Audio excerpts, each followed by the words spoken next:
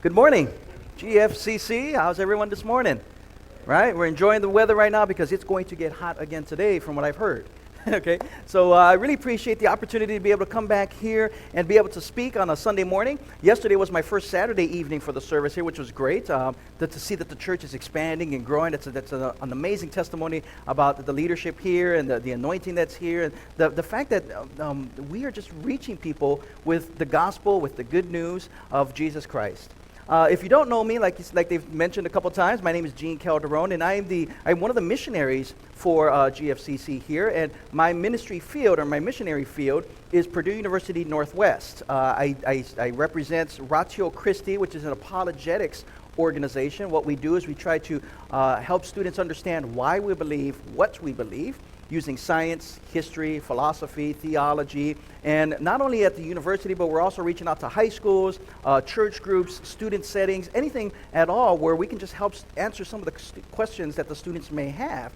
And also what we're looking for is maybe some adults, maybe some mentors who are passionate about apologetics, who are passionate about answering questions for our students. And so we're looking to give opportunities for those of us who may not have found that outlet. Where do I go to be able to help students understand why we believe what we believe when it comes to the Christian worldview, faith, religion, whatever you want to call it? And that's what we're doing. So if you're interested in that, this is my quick spiel. I do have a couple cards on the table there. You can look that up on the corner there, or see me afterwards. I'd be happy to share more. But today, Pastor Sean did contact me last week about the fact that he wouldn't be here this week. And he told me he was going through the sermon series of Psalm 23, which is a very, very familiar passage. I think most of us have probably heard it at least once or twice. The Lord is my shepherd, I shall not want. Makes me lay down in green pastures and things of that sort. And so he asked me if I could continue in that, and I said, yeah, sure. And he was going to be on verse 3 this week. And so I kind of read that verse, and very familiar with it, and I was kind of stumbling over. It's like, okay, what do I want to say? There's so much here, so many different directions, but I think I found something. And I want to kind of give a little bit of the background about what it is that we're going to be reading about. Of course, we know it's written by David, and David at that time was going through a lot of turmoil through his family. In fact, one of his sons, named Absalom, had really turned against his father. Wanted to take the kingdom away from him, wanted to take the people away from him, and in fact wanted his father dead. Now we know David was a warrior, a singer, a poet, just a very emotional type of guy. You ever meet one of those tough guys that are really emotional at the same time? Yeah, you're probably that guy. No, I'm just kidding. But it's kind of weird. You get around some of these big tough guys, and they cry so easily. You ever been around those guys? Yeah, I have.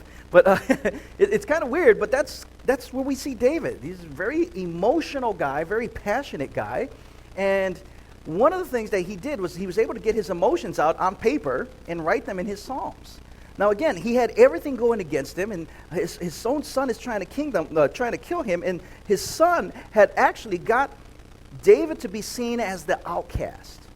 Like I said, he's taken the throne from him. He's taken the people from him, and all that David loved, all the things that David understand that this is who he was being taken from him, and he must have felt very much alone because it got to the point where he had to leave and live in the wilderness. Now, the wilderness for us is not like what we probably might think the jungle, where there's lots of leaves, there's lots of animals, there's lots of water. No, the wilderness in the Middle Eastern times and in the land of Israel is a very dry, desolate place. And that's where David had to be. And so when we read this psalm, understanding what David is going through, the Lord is my shepherd, I shall not want. He's going to make me lie down in green pastures. There's no green pastures around him, or pastures around him. Green pastures, that sounded funny. But green pastures around him, there's none of that. So he's really trying to picture something, and I think when we look at it again for the first time, it could really open up some ideas when we just look at it and just read it plainly. It reminds me of a joke I'd like to share with you. Everybody familiar with Sherlock Holmes and his assistant Watson? And they wanted to go camping one day, and so they did that. They went out camping, and they enjoyed a dinner, and they drank some wine, and they decided, okay, well, it's time for bed. Let's go ahead and take a nap. And then in the middle of the night, Sherlock Holmes wakes up, and he says, hey, Watson, I want you to look up at the sky and tell me what you see. Watson says, well, I see millions of stars. And Holmes asks him, well, and what does that tell you? And so Watson, he thought about it for a minute. He says, well, astronomically, it tells me that there are millions of galaxies and potentially billions of planets out there. Astrologically, I observed that Saturn is in Leo. Horologically, I deduced that the time is approximately 3:15. Theologically, I can see that God is all-powerful and that we're small and insignificant. Meteorologically, I suspect that we're going to have a beautiful day tomorrow. What does it tell you, Holmes?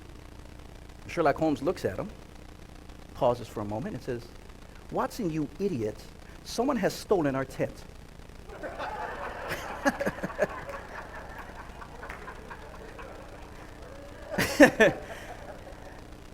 And so, I think a lot of times when we look at Scripture, we look so deep into it that we're missing the plain obvious thing that this is what we're trying to see in Scripture.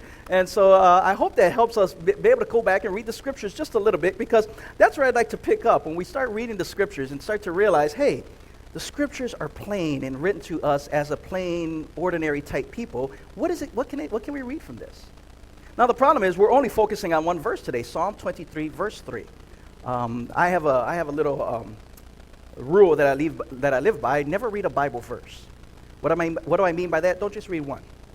In fact, I would rather have you read the entire chapter, the entire book, the entire Bible, to be able to understand just one verse. But we're going to try that anyway. So, starting at verse 3 in Psalms 23, we read this passionate note where he says, "He restores my soul." Remember where David is at. Everything has been taken from him to the point where he feels like, I have nothing left. And he's calling out to, this Psalm 23 is known as the Psalm of the Good Shepherd. He's asking the Good Shepherd, restore my soul. That's what he does.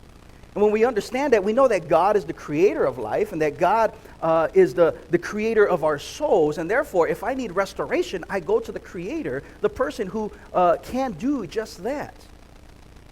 And it's the Good Shepherd. Now, of course, we're living in New Testament times and beyond, and we understand that Jesus himself referred to himself as the Good Shepherd. He says in John chapter 10, "I am the Good Shepherd, and my sheep know my voice." We're the sheep. Jesus is the shepherd. Now, I like to ask this question. Was Jesus ever a shepherd? Did he ever shepherd any sheep? No.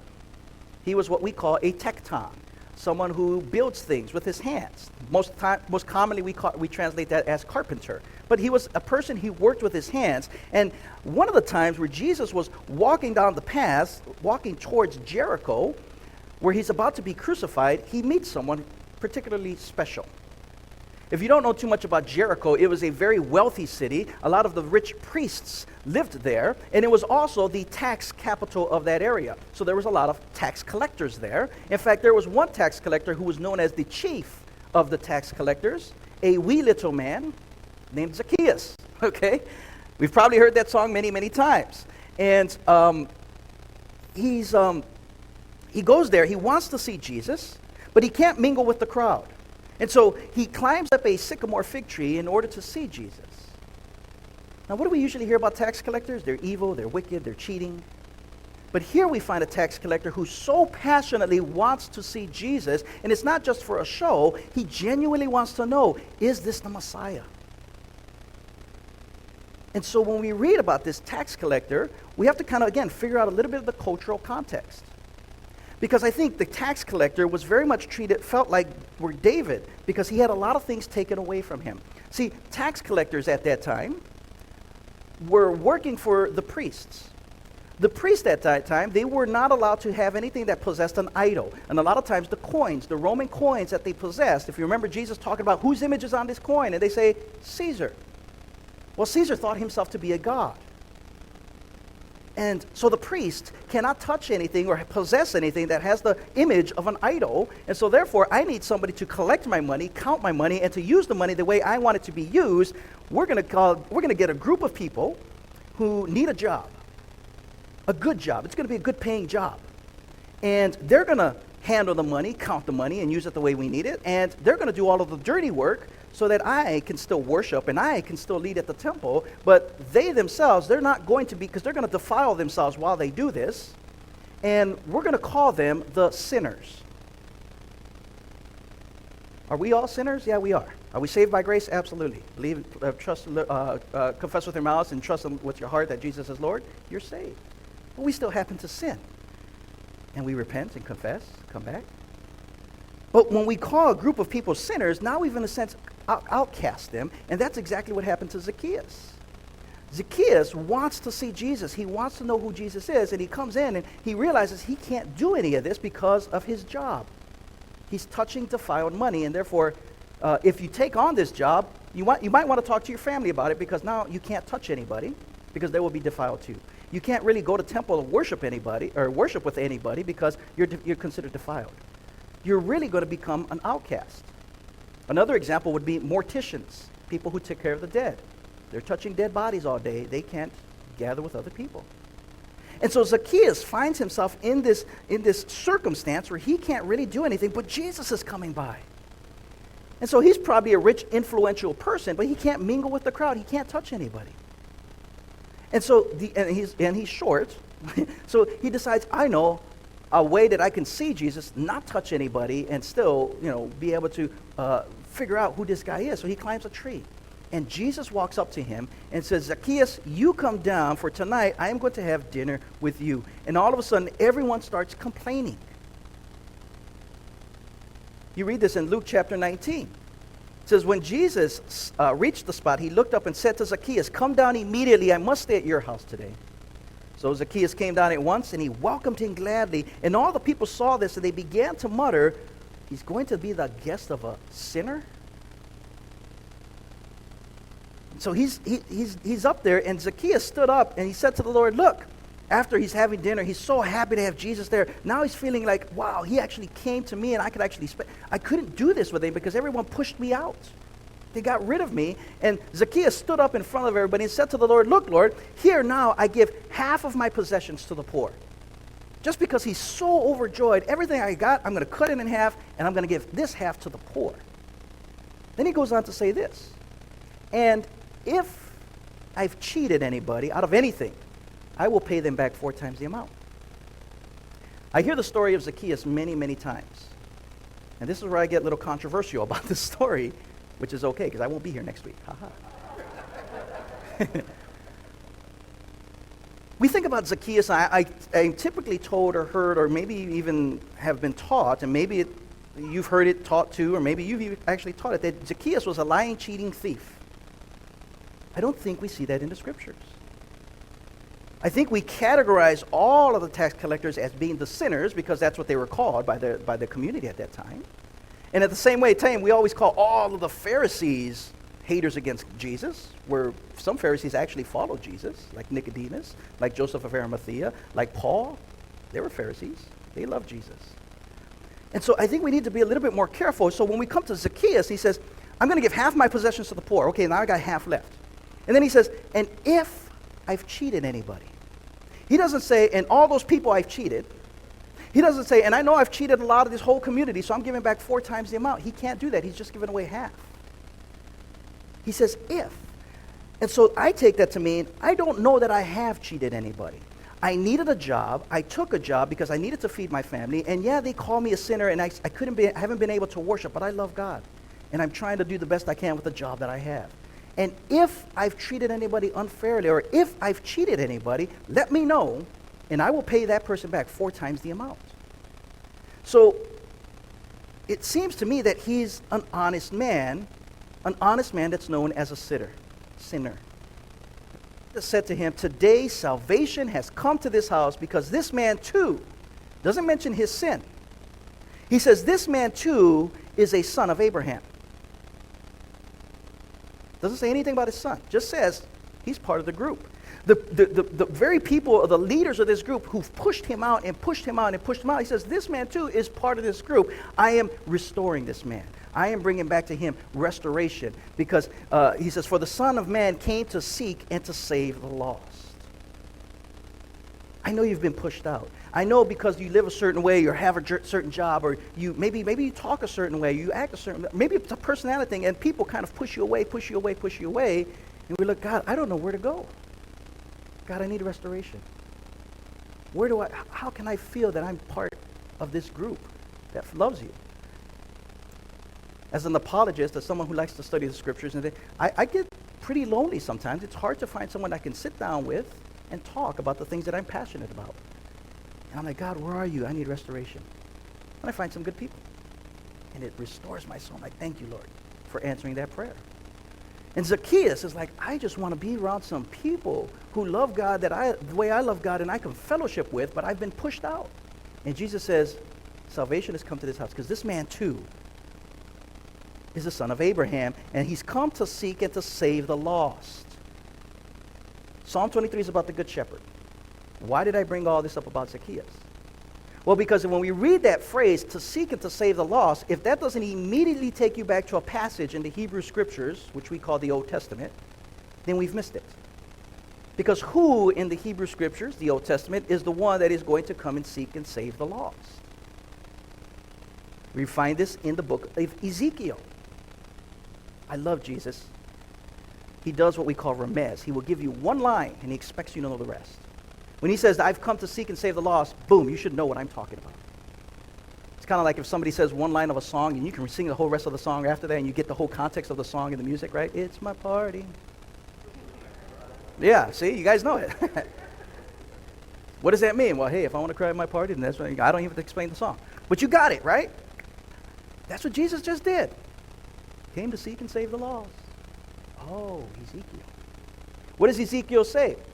He says, as shepherds look after the scattered flocks, Ezekiel chapter 34. As a shepherd looks after his flock, when he is with them, so I will look after my sheep, and I will rescue them from all the places that they were scattered on the day of clouds and darkness. I will search for the lost, and I will bring back the strays. I will bind up the injured and strengthen the weak, but the sleek and the strong, those who are better off than others, those who are strong enough to be able to push others out, I will shepherd the flock with justice.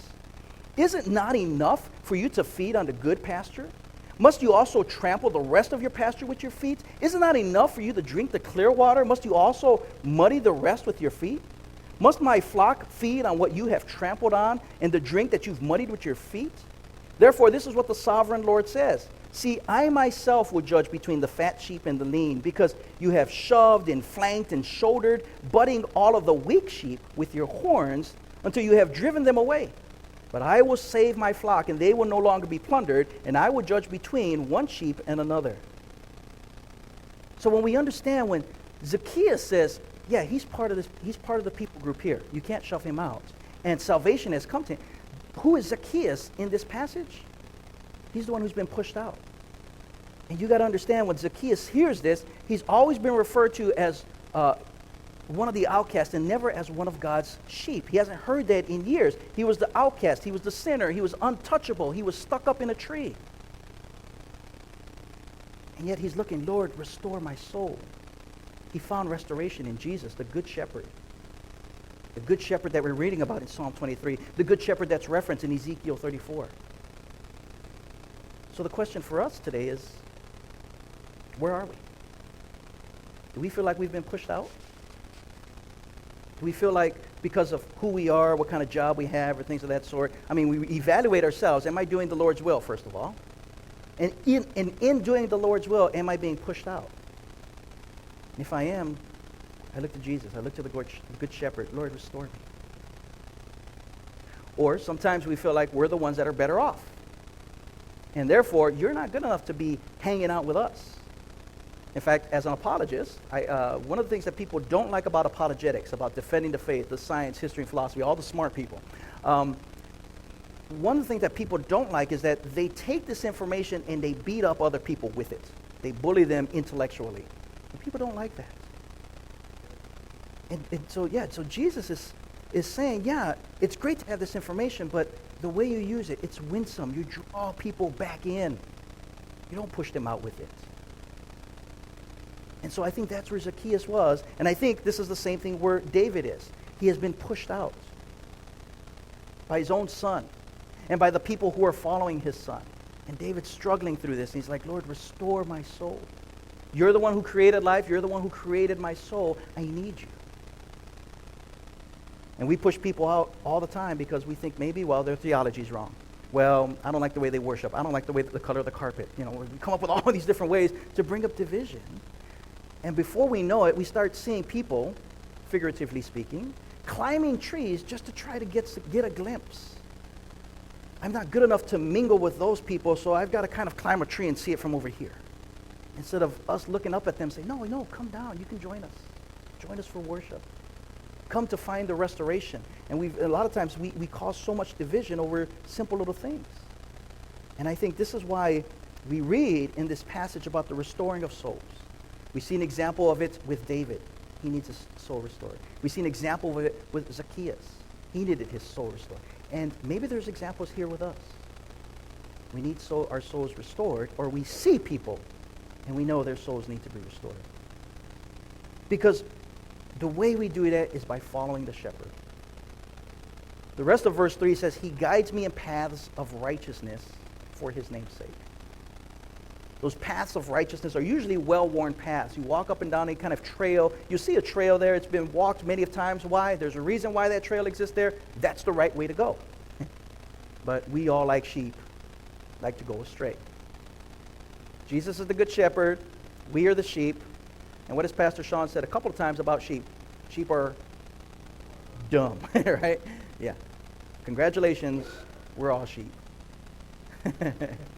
Not a fun thing to think about, but how many times have we seen the path, but it saw something over there and said, you know what, I like this over here, right? Oh, but the path is, the path. Okay, let's get back on the path. But did you see that squirrel? All right? The path is right there, right before us, in a handy little book we call the Bible, in a handy little thing we call fellowship, that we can access each and every day, but we like to go our own way.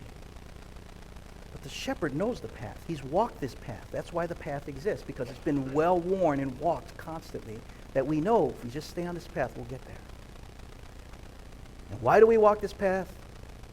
For the glory of his name, for his name's sake, for the reputation of God himself. Christianity sometimes gets a bad reputation because of Christians. I know some people who say, hey, I love Christianity, or I love your Christ. It's the Christians I have a problem with. It's because a lot of times when we walk off the path and we still call ourselves Christians, but we've fallen off the path. We need to come back and be able to stay on this path that the Lord, the shepherd, has given us to be able to guide us with. And I know it's hard.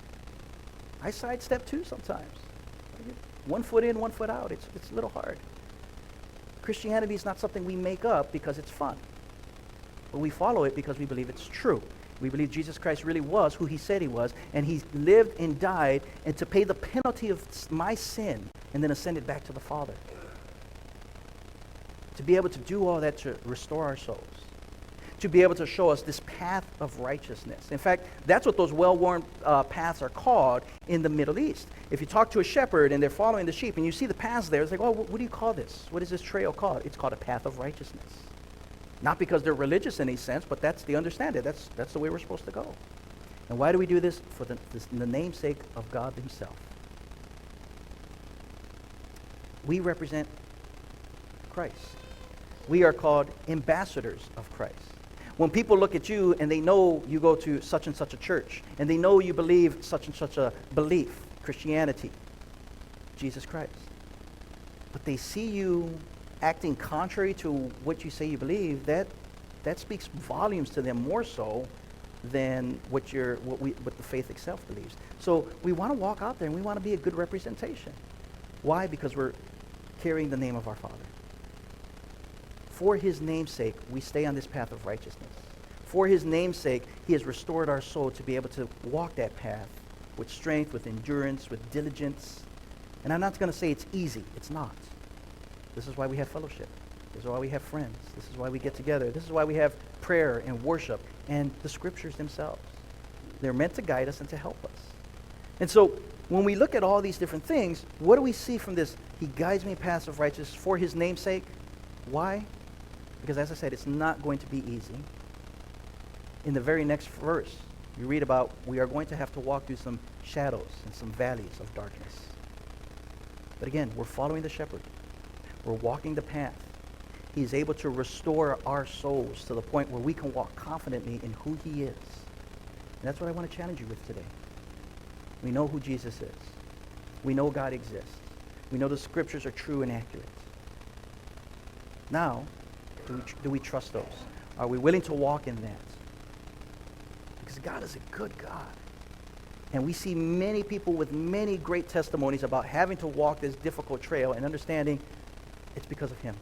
It's because of his namesake. It's because we're going to glorify him. It's because all the things that we could ever possibly know and do, as much as we study, when we understand the truth, the only reaction we could possibly have is worship. You can know all of the science and all of the history and all of the theology, and when it all comes down to the bare roots of it, what do I have left to offer? Just worship. That's it. Just worship. In fact, there's nothing God can take from you, or there's nothing God needs from you. He owns everything. He's creator of all things. The only thing that God does not have is your worship. It's the only thing you can offer him. Whatever it takes. Maybe you need more knowledge. Maybe you need more time. Maybe that God is patient. But when you come to realize that the only thing that's going to be left that I could possibly offer God, and that he wants more than anything else, he already owns everything. The thing he would love to be able to have is your worship, your love. And it's up to us to make that choice, to make that decision.